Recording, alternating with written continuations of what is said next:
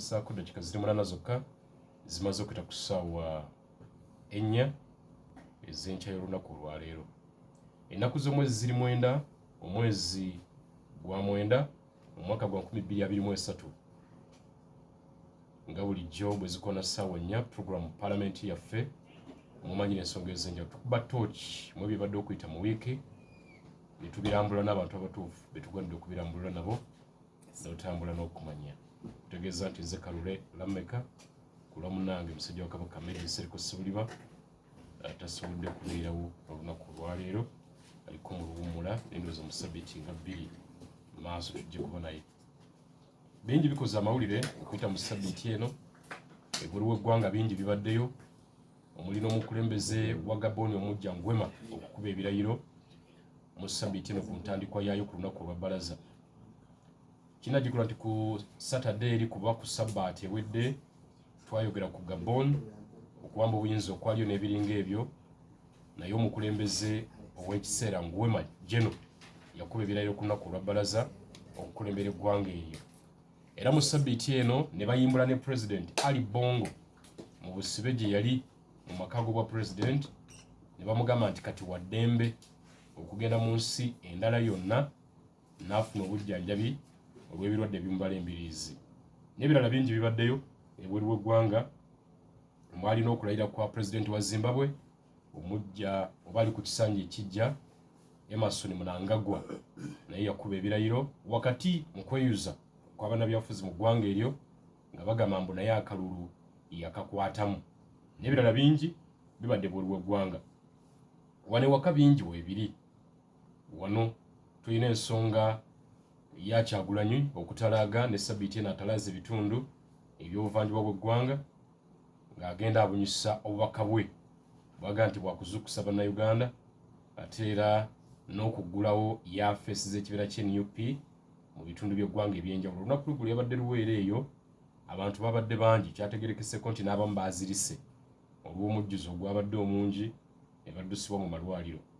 Omukulembeze w'eggwanga Pulezidenti Tibuhaburwa naye olunaku lw'eggulo yajjaguzza amazaalibwa ge ag'emyaka 79 emikolo gy'abadde mu kisaawe Ekkololo era wabaddeyo okulya n'okusanyuka ng'abamujagulizaako n'okujjukira abo abakulemberamu okuwamba Katonga mu lutalo lwaleeta gavumenti eno mu buyinza. Ensonga ya bbomu ebaddewo okuviira ddala mu ggalo lya ssabbiiti ekubiddwa amabega byatandika lunaku lwa Sande ku kkanisa y'Omusumba Kayanja wano mu Ndeeba wano bwe baategulula egambibwa okuba bbomu enjingirire nga yali etegeddwa ku kkanisa eyo. Era olunaku olwaddako ku bbalaza ab'ebyokwerinda baazingako ebitundu eby'enjawulo omwali ne Nateete mu mabiita awo era ne bagaa nti baategulula bbomu endala omugatte gwa bbomu 6 ezaategulula mu budde obwo. Ebifo ebimu bikyaggaddwa mabiita awo bakyaggaddewo n'okutuusa olwaleero era abatuuze ababeera mu katundu awo basula ku mwala. Olunaku lugulu twakoze amawulire nga balaajana nti lwaki tebatuggulira bwe banga bbomu baagijjawo lwaki ekyalo kyaffe bakyakisibyeko. Basula ku myala abakozi b'emirimu egy'enjawulo nga balaajana. Ensonga ya bbomu ebaddewo okuyita mu ssabbiiti eno era olunaku lw'eggulo omukulembeze w'NUP Kyagulanyi ekyogeddeko ng'ali eruwero nti ab'ebyokwerinda bamuwadde n'ekiwandiiko ekimulabula nti enkuŋŋaana z'okuba mu kaseera kano ak'obunkenke weeteeka mu bulabe n'abantu bo. Yakyogeddeko ekiwandiiko ekyo naye nga yeagamba nti bagezaako kumujja ku mulamwa nakulemesa nkuŋŋaana ze ebigambo bye nga biraga nga atakkiriza mu ebyo ebimubabulwa. Kale nno bannabyabufuzi babadde n'endowooza ez'enjawulo ku nsonga ya bbomu mu ssabbiiti eno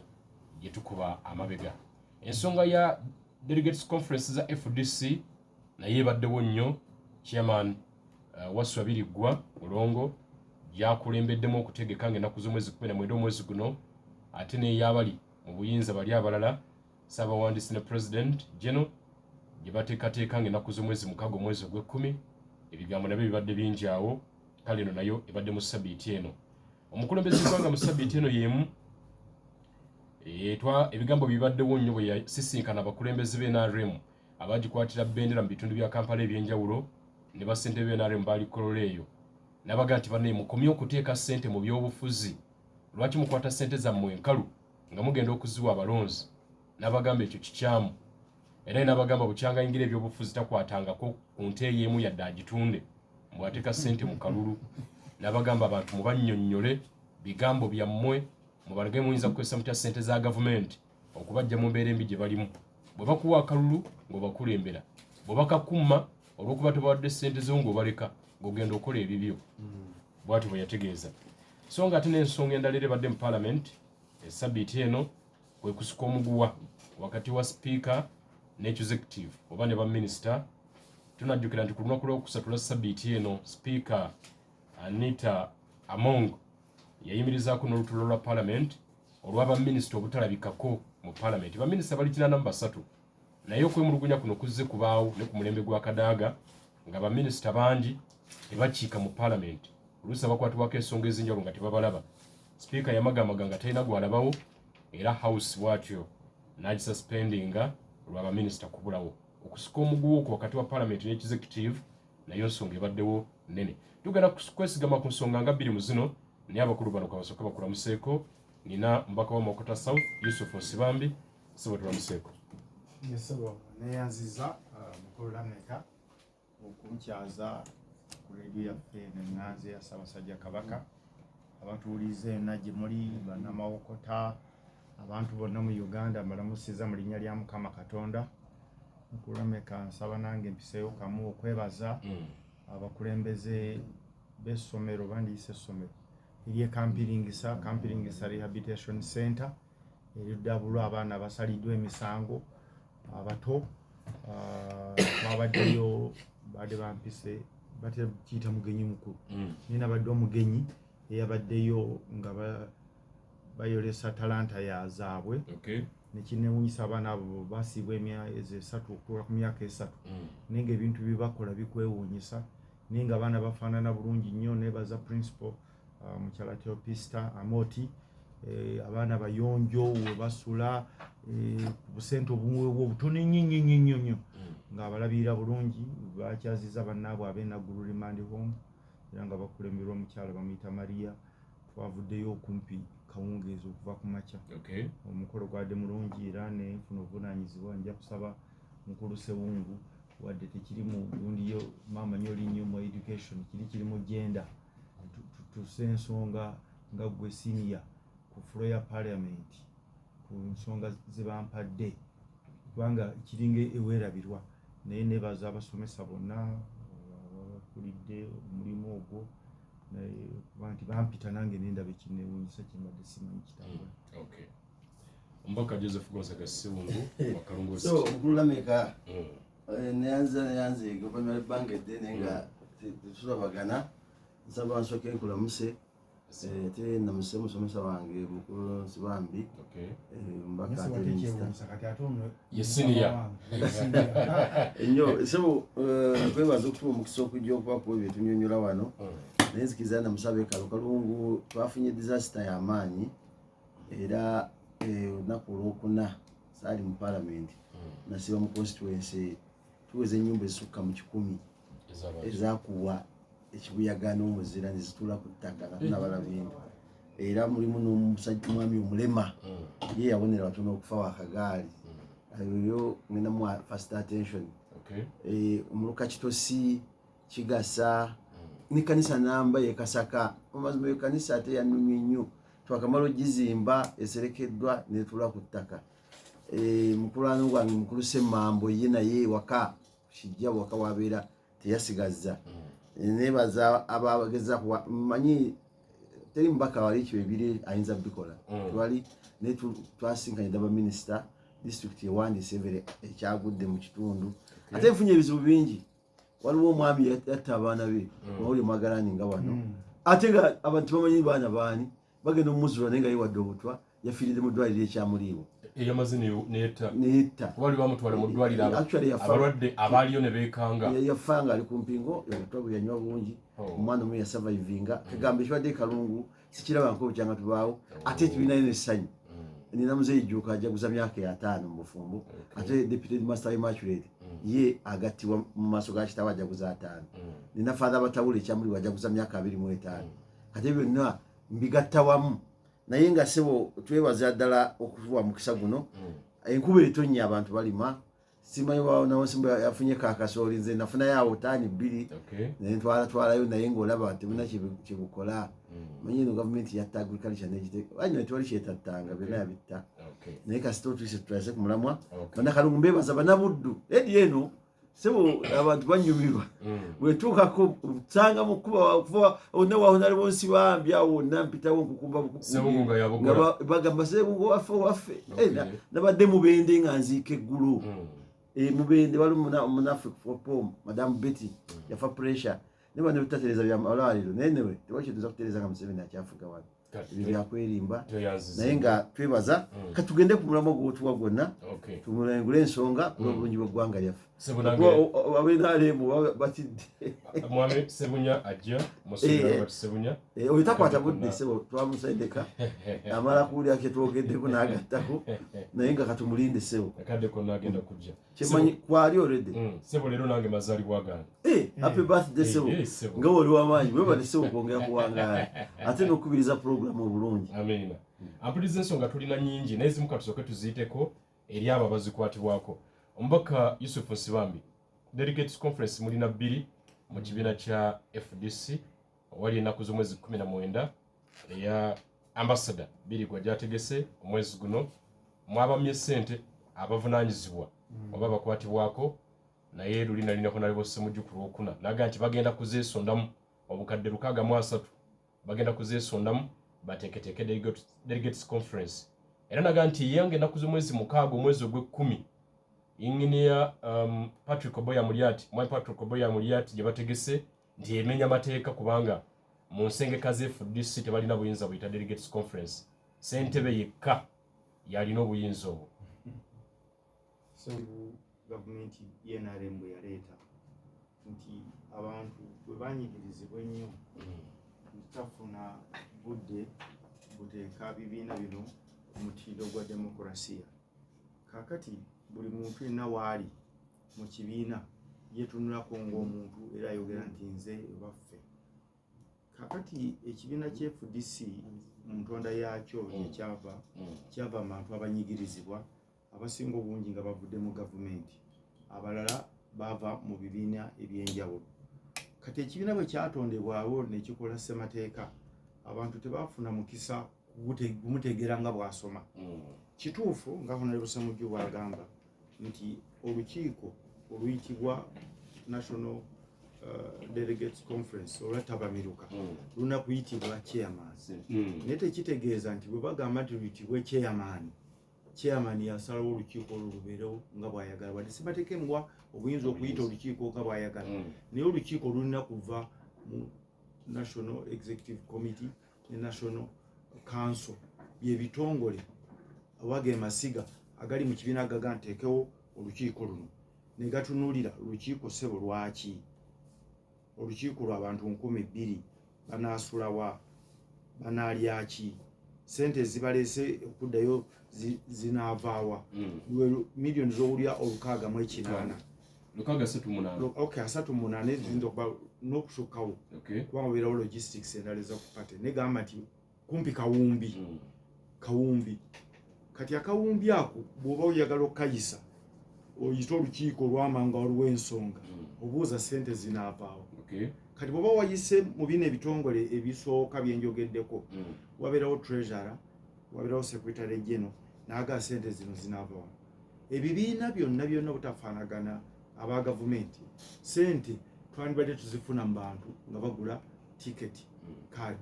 kaadi za mitwalo nga 5 oyinza okusanga nga tewali na miliyoni ziwera 3 ezaali baguze kaadi kubanga endowooza yajja mu bantu nti ate ekibiina kyekirina okubawa bwe bajja ku kibiina tetuna kye twalidde twagalizizaayo eza ipod babawa miliyoni nga 3 oba 4 nga tezisasula ezagundi eza electoral commission ziri mu sente ezo kakati gwe bwemba mwategeka olukiiko olwanga mu 6 lwali lwayisibwa National Council ne NEC nti mugende maaso mu process kubanga kisuubirwa ne bwe batebuluyisiddwa kiba kisuubirwa nti ekiseera kiba kigenda kugwawo emyaka 3 wenda kubawo olukiiko bwe lutyo kati olwo lubeera mu budget kati obuzibu obuliwo ntegeragana w'abakulu bakama baffe nti president ne secretary general ne treasurer bo balowooza nga lwa mukaaga lwe bayisa mu budget abatalina buyinza mu bukiiko ngamba olukiiko si kuluyita niyo gamba kumanyi olukiiko lubeewo mu budget olwamanyi nga mukaaga kati obuyinza olubiyita jesu okuyita convening nti oteekeko omukono olubeerewo yekigendebwa chairman niyo okulutegeka lwonna olwanga mukaaga lwe luli mu biwandiiko kati olwa chairman alina obuyinza ate ye obuyita olukiiko teruli mu biwandiiko era kyeyakoze bwe yamaze okuluyita lwatusaawo n'afulumya budget n'agamba mumpe zino ssente miliyoni 600 kati ekyo kiri mu bukiiko tetumanyi gwe wabunasalo babunazimuwa naye nawulidde secretary general ng'agamba ssente teziriiwo kakati bwe ziba teziriiwo yagambye nti n'ebintu yabiwulira mu mawulire bwe ziba teziriiwo chairman yagambye yatandise okufuna abantu abamuwa ente era abantu bagenda kujja nze sikinako mutawaana tulinde nga mukaaga kubanga chairman alina obuyinza obuyita olukiiko olwo ekibadde ekizibu kya ssente tulinde nga mukaaga 19 olukiiko ye lwe yayise tulabe ekinaaluvaamu kubanga ntategeddeko nti baluyise kuyimiriza olwanga mukaaga kubanga olwanga mukaaga lubadde lutambulira mu mateeka gali ag'ebitongole kubanga tuddemu kwatulemaga gwe tugende nti national executive committee ne national council ze zirina okutula okusalawo delegates conference etuula ddi si kusalawo okuteekateeka kati ziwa chairman n'ayita kubanga bwe ziteekateeka era ze ziba zisazeewo naye chairman agezezzaako emirundi egiwera okutuuza n'enkiiko ku kitebe ky'FDC nga gibayo nga nabwo gisimufungiza olowooza kati yandikoze ate okutuuza naye okwetaba muzina okusalawo ne banne nga temumukkiriza nakuba nkiiko ku kitebe ekyo kyo kati wali nze ndi kadeideyi kati siyinza kusalawo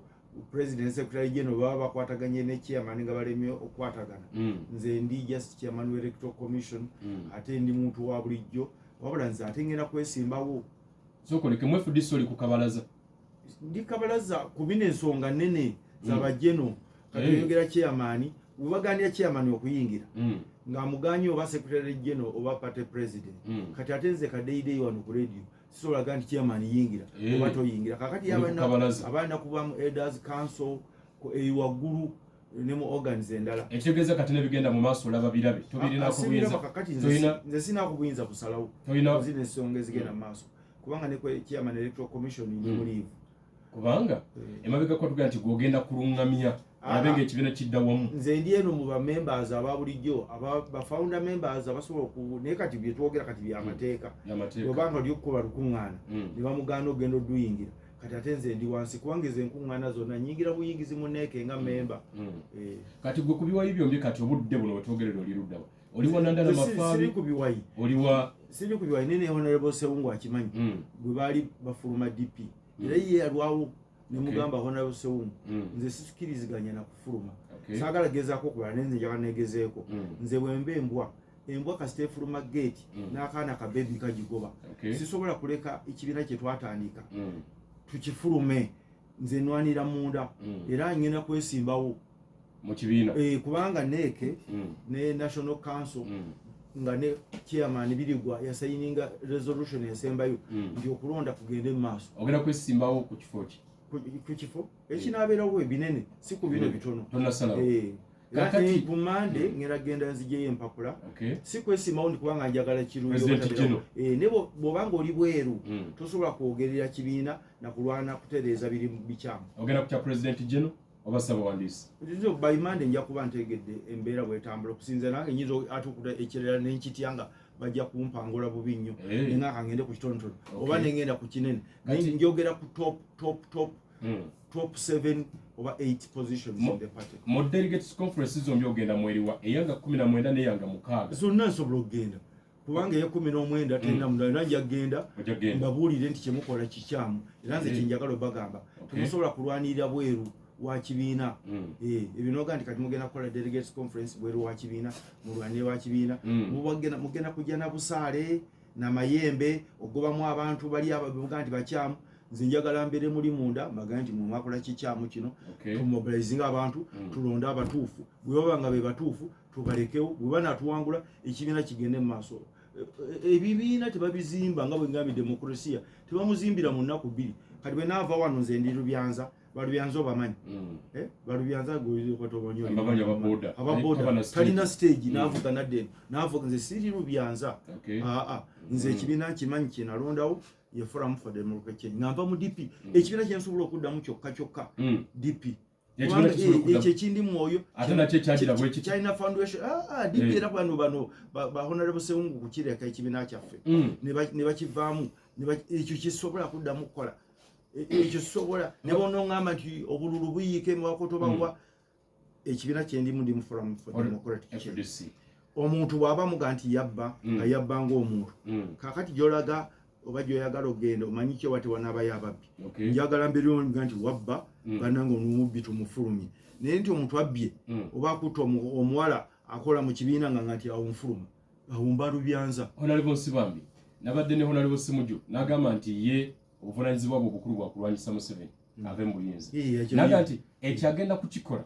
ne bwanaba mu FDC ne bwanaba agifulumye ne mugamba nti olinayo essubi ery'okuva mu FDC naga nti singa FDC betwalidde wa President Museveni tasobola kugigenderamu era ajja kugivaamu akwate ku ddala lyonna ng'oyimiridde otya singa olabanga egenda Semuju ekyo kirowoozo kye nkissaamu ekitiibwa kubanga kye kirowoozo kye ate senior legislator ate musajja mugezi nnyo kati yeye ndowooza eyansibambi yegamba nze ekibiina nnwana nakyo kireme genda wa Museveni bwe kiba kigenze nanwaniramu nkijjeyo anti ogenderamu ate ogenderemu kutya anti bwaba bakitutte nga nkijjayo ate bw'obeera ebweru kati bakitwala nga tukola ekirala nti naffe nga kirina mpa buli kyakulabirako nga nakyakinona nga nkyuka siri Lubyanza kitegeeza bakitwala naawe ogendanga mugugu tebasobola kitwala ekikitwaza buzibu lwakuba nti abantu balemwa dynamics okumanya ebibiina babirwanirira ebibiina balemwa okubirwanirira twali wano ne Honorable Lulumi no Kenneth Paul Kakande nga bakola move bava mu DP bagende mu NUP ne mugamba nti wetaaga kuva mu DP you go back n'owekitiibwa Kikungwe ne Secretary General baka erinya ndinimo okwogera nsobugadi yogera ndowooza ne lirire singokozi twatula nabo nimbagamba munwanire ekifo kimu Secretary General wonna wemulaze kyekibiina sina bya party president ya nani nibalema ne Basawungu ne balemwa kakati basically obuzibu obuliwo ffe tulina okumanya bukulu Sewungu ono akimanyi someseza essomo eryo erikwatagana ne management associations emyaka egisooka mu 2015 dynamics zikwata ebibiina tubimanyi era temweraliikira mugenda kulaba nga ekibiina kyanjawulo nnyo nze manyi dynamics manyi kyo ekikwatagana ate gwali kabalaza bino ebyokuze ensongono zingizaayo ati ngenda kwesimbawo kyegambye ngenda kwesimbawo era ekifo kyendesimbawo ojja kulaba nga kirina control mu sabbiiti eno abakulembeze mu FDC batalaazi ebitundu ebyenjawulo Retired Dr. Kizza Besigye yennyini Mwami Ssemuju Nganda Honorable Harold Kajja Ssaabaminisita n'abalala babadde mu kutalaga ebitundu ebyenjawulo nga basinkana ba delegates aba FDC okubategeeza ebigenda mu maaso bw'obanga gw'oli sayidi eno bano bamaze okusinkana ttiimu okwetolwa Uganda yonna tebagenda kukuba akalulu ate sayidi wo era ffe tutulira ku mutawaana abo bonna bawagizi bange abo mbanyanza nnyo ate ng'oli eno ate okutalaaga batalaze eki batalaze kugamba bantu ekigenda mu maaso kakati naffe ngenda kwesimbawo mbabuulira ekigenda mu maaso kekalulu ketegeeza that's democracy ate nze nkyagala nnyo ekyo wabula obuzibu bw'endaba nti be batalagiddemu be badelegates abakadde ate nga waliwo abalonderwa ababi nti kati ojja kujja n'abantu zifuke sente z'amiini kati ojja n'omugugu gwa sente wazitereka nga zaali sente ku gwamiini bw'ogenda kuwino nga tezigula wadde ebugga bali mu bayitako bafu abakadde bandibadde beesimba kyenabagamba tozira mwandibadde mwesimba mukana akalulu kubanga obuwagizi eri wansi buli ku sayidi ate gyogamba eyaabwe naye kakati abantu magaye temwesimbawo kakati bemwetalaga bagenda kujja na busaale kubanga bajja kujja mu kulonda bagenda gwe bakulondedde wanga lisiti toliiko mu kulonda kuno kwe mwalangira gye buvudde kukyogamba waliwo abalonda ebyaddala ne bebera basatu munayi demokrasiya yagamba era yensobi kati uno babantu milioni mukwewandiisa akalulu akawamu twali milioni obanga 15 abalonda bwe bali 11 tojja gamba nti ennya tuzongereko kututereza akantu kano ekitegeeza ba delegates ab'emabega mu budde buno bayitako bali expired bano abatono abalondebwa mu kalulu akataabuna na bitundu bewala kimu kyakumi national council be bagenda okulonda okulembeza national council nenek nga honorable biri gwa nyini asayinize nti mugende maaso abatalonda mujjuze abalonda ba recognize kati electoral commission bemanyi bana abapya akalo katawula na kimu kyakubiri it doesn't matter niwe kabeera abantu mu 7 mu Uganda yonna bebajja okulonda 7 nkwade mu 7 kasate wetabamu ge mateeka ate nga gwe wenyini chairman gwoganye kagende maaso abatalonze namwe mujjuze kati ne basangayo abantu babiri ku kyalo katugatiza kantu ina milioni 2 okay toyazanya mpuliriza abefudisa akantu ako mu kanotinge be bulungi tochi notinge ensonga y'abefudisi kale nze Kalule Lameka dakiika ziri 35 zennyini atumala okufuna ku bulango buno tukomewo ne muna NRM atusibaga ekyakerewo jajja kinana munana katunyize munana program parliament yaffe nze Kalule Lameka ndina babaka Yusuf Sebambi wa Makuta South amuwulidde mbaka Joseph Gonza Gasungu waliwo nekulamusiza kudda nombaka Robert Kasule wenasana nyagenda kukula musako yali nasana ne Luzareka kumoyanga matatu n'ulirambera denge basokukola budde kimanyi nti buli customer yaffe muzukulu wa Kasugi tulamuse naffe mbalamusiza mwebala okuwuliriza timwebala okussaamu obwesige eddoboozi lya CBS nembwanga muwuliriza buddakiika mwebale nnyo naddala nze nebaza Katonda ffe abaagala emirembe nebaza Katonda oli bwayisaawo omugundu gwe ne gugenda mirembe yisaawo byoyisaawo naffe netuyitawo netuyisaawo ffe netuyisa ensi netambula bwiti ensi bwetyo bweyagala so ffe twebaza Katonda nti buli omu gyali gyalabira omusana ate era weewaawo buli omu afunye ebirungi yebaze Katonda n'afunye ebibi still weebaze Katonda ozi tuula bini wasi tusaasira ab'ekalungu bano emiyaga gizeemu gigenda kuba kujja n'okwejjukanya ne batuulako awo ne muyimyamuko nabo kiba kirungi okuzza emirembe mitima gyabo ab'ekatonga bonna twabayise twasooka yeri ku Katonga ebikujjuko gye byatandikidde naye katono nnyo ab'enansana ennaku zino bakuba amasimu baagala mbotola yatula era mugumiikirizaamu tulabe engeri gye mutambulamu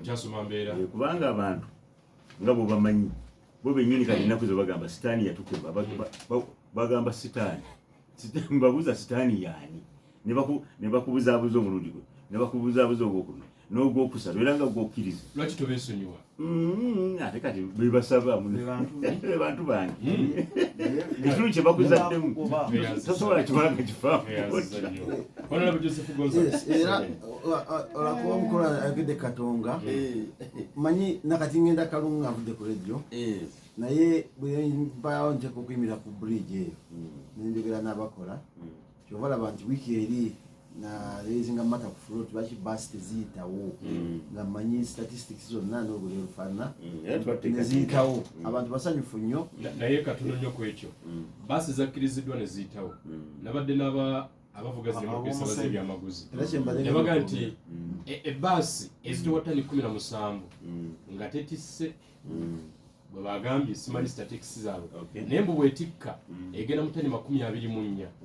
kyokka buno obumotoka obutikka ebyamaguzi bwekaba tekatise kali mu ttani nga 4.5 bwe katikka kagenda mu ttani nga 14.5 bo babuganya okuyitawo omulimu gwange kati ogwanga ogwasose naguwangu kubanga natuka ku level egamba yes sikusaaga abateekateeka otuggyemu of course Flyer Parliament eraga eddoboozi lya Ssewungu neregerebwa nali ntuse ku level bagamba abantu basale n'ebigere ababaasi n'abala basale nga badda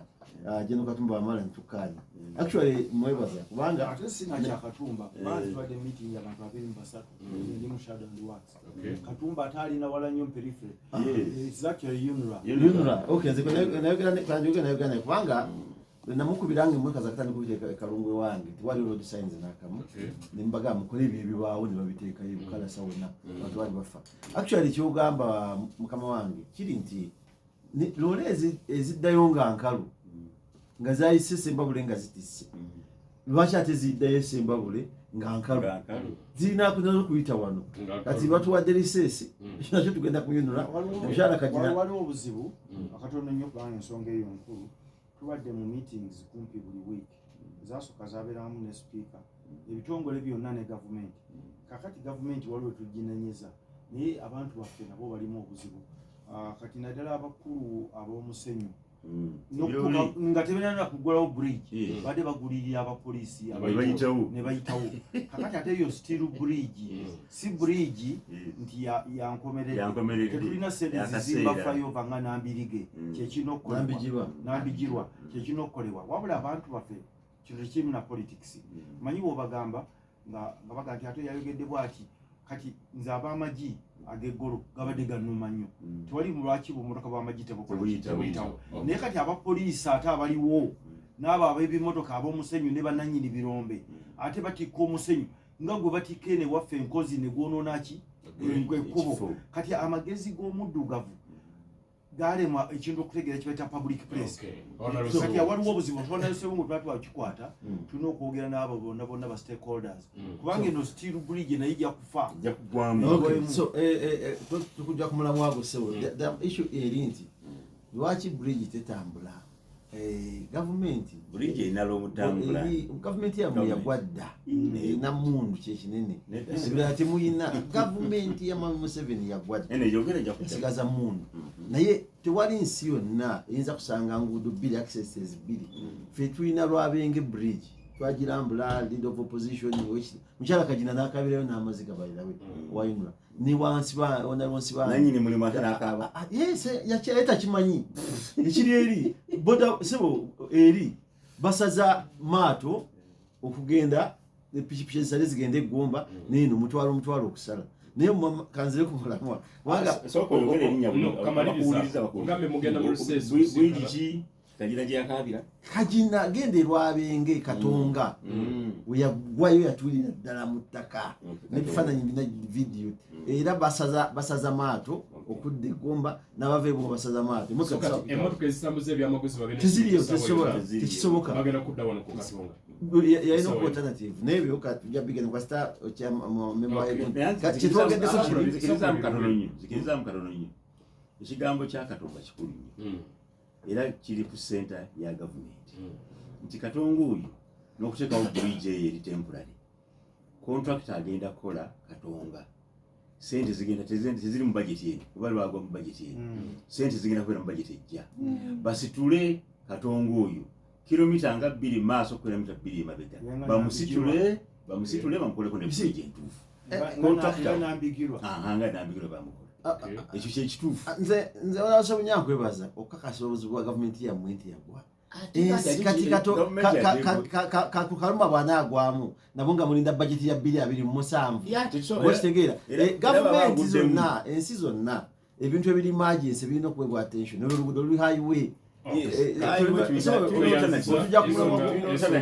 naye ng'omwogezi wa gavumenti mutuufu kasumba kasongo oli mu parliament Mr. Onyi ali mu government Honorable Musibambi ali mu parliament wanu government yeyo abakulu balinze okuweereza abantu baba omusolo balina okugula bakigubakolera sakulabyeyo Luweero sibula muntu olina okulaba aliyo lwaki onoonya Sseewungu ekyokubiri nze sinatambula nja kutandika okutambula wiiki ejja mukama wange ate secretary general bamanyi gyendi abamanyi mbadde mu parliament mbadde ne reports bbiri ez'okusoma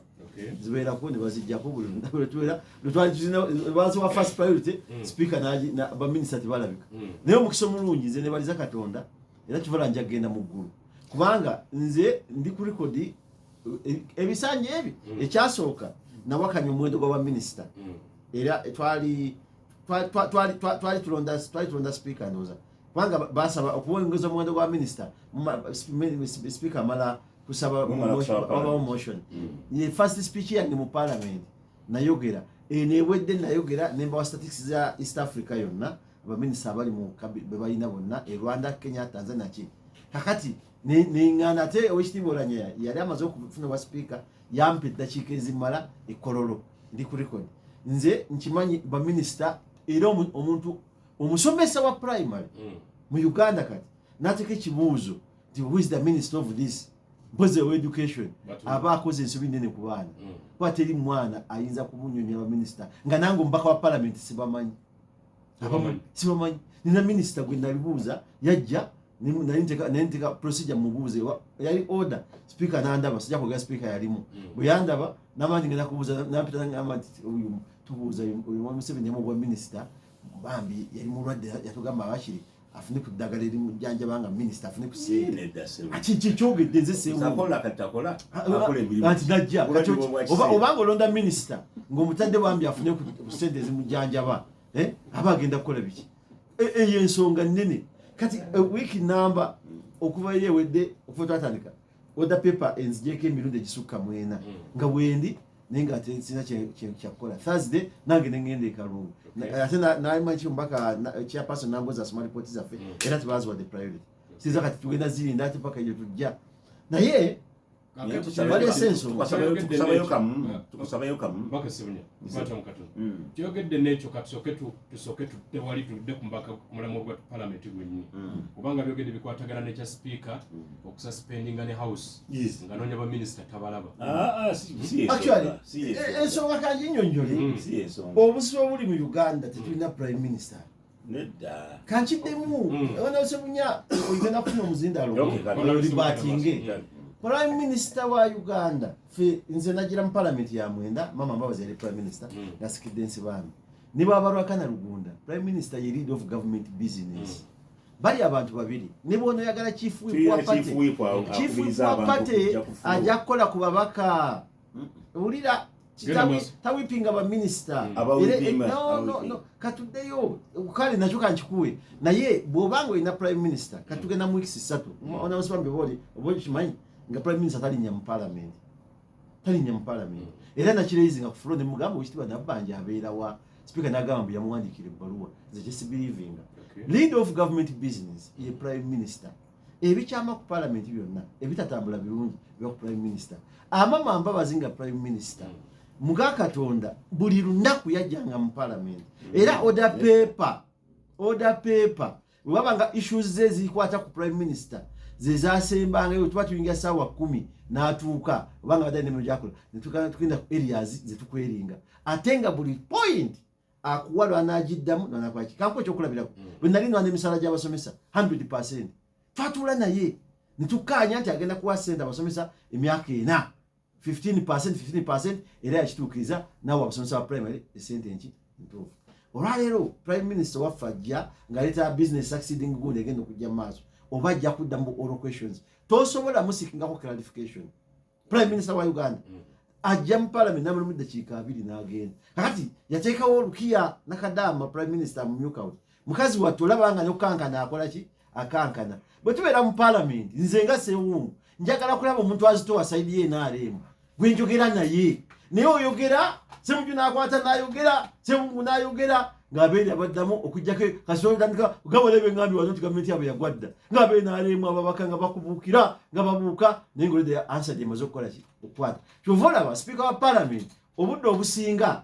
abeera agamba abantu ba withdrawing statements zebogedde against government ogwo omulimu gwa prime minister ne president wa Uganda mu parliament tewali kimugana mwogerako bikyamu byalina kubanga alina minister for presidency oshira lameka minister for presidency Babalanda omulimu gwe gwakubeera wa defending ebintu ebiri mu ministry mu president's office n'ebirala si ex official mukyalo oyo I think is an ex official tabira ku mu parliament talinyamu parliament ina ba minister bali ex official balinga 20 abatali bakalulu bona tibalabika mu parliament ne mutuka leve gamba mu bugenda kwa ministers rota ndi ku Mande Sebunya gundi be balina okujja. That is wrong. Amama mbabazinga prime minister. All ministers were attending parliament. Baberanga oboleza kwa kuma kwa mama kubanzi jukira ne mwezi gwali gwa January mwaka gwa 2017. Nemirundi jure ko speaker Kadaga ne suspendinga ko parliament eranga ba minister tebalabikako. Jukira ne Lugunda bwajja. Still challenge wetu. naye Lugunda bwajja genda okebera record nze saamulonda nze sironako prime minister bonna bebaleese sibalonaako kubanga sibakkiririzaamu Lugunda bwe yajja nabagata record Ssemujju kwali I think yali honorable Ssemujju yamugamba leka kuba mukuba byayi kwa Ssemujju yali chief weku waffe aba opposition tukumanyi nga omuntu agamba ndugu nefuuka ndugu okusinga okukola action prime minister tasobola kubeerawo ne bagandi ba minister twali mu parliament then gwe bajoga tebamuwa ekitiibwa because ye lead of government business omuzinda lukyagulina omusajja nno ali buyo njagala onalewo Ssebunya tuli babaka basatu wano mbuulira who is the leader of government business in parliament ye prime minister baminister bali wansi wanyi yeye nyini alina baminister 13 under his docket prime minister's office bonna tebakola ki omuntu yajjako mu parliament nanyumisako parliament takyalabika ye General Moses Ali era naye mubuuza bannange yalagawa teri atubulira parliament eri awo yovuwa Moses Wali of course ayinza kubanga musajja mugonvugonvu basing in mind musajja akoze eki akuze nga bwajja bwemulabanga addamu munyumirwa house namwe mulabanga namwe abakuttemu naye tunuulira olwaleero prime minister ali eri kakati kankubuulire laale zaakuba n'ebinankani ebitenti sente za spendinga nga bazirесaawo nizikolera abantu okugula ebbombe zifuuyira n'entogwana biki zisobola okusinga ziboonona nga batambula omulaba atambula ne mundu mulayini bwati nga zimuli wakati yatambulira wakati wa mundu bwati ebyo priorities za prime minister era nja muddingana ate mu katoliki nganze mukwa nja mukubira mugambe you must be in parliament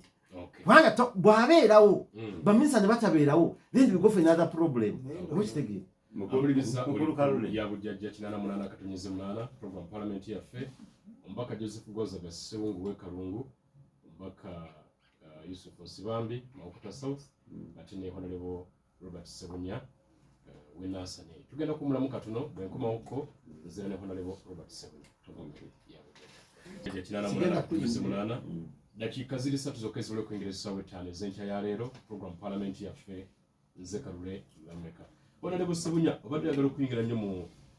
mwami Sseungu ng'ogamba nti byayogera si bituufu nti Ssaabaminisita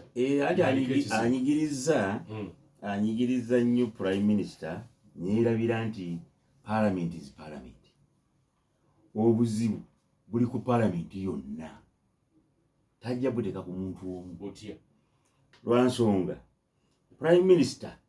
ne president aba akimanyi tasobola kubeerawo olunaku bamuwa first deputy prime minister ne bamuwa second deputy prime minister ne bamuwa third deputy prime minister abantu basatu abamubeera emabega kiba kitegeeza nti baakirabiramu tasobola kubeera ku lunaku era olunaku lwebagamba nti olwo alina okulubeerawo lwe lwokuna olweggulo palamenti etuula ennaku 3 naye nze nfuna ne biki bibadde mu palamenti n'osomamu bwoti nga tolina kyolabamu kibaddemu lunaku temuli kyamakulu nga bibaddemu naye nga tolina tolaba kintu kya muzinzi kibadde kyetaagisa na kabineti tulina kubanga etudde awo ebintu ebiteesebwa nga biri kwegamba outliers obuntu obutonotono bwe buteesebwako si bizito Uganda eno eggwanga lino lirina ebizibu bingi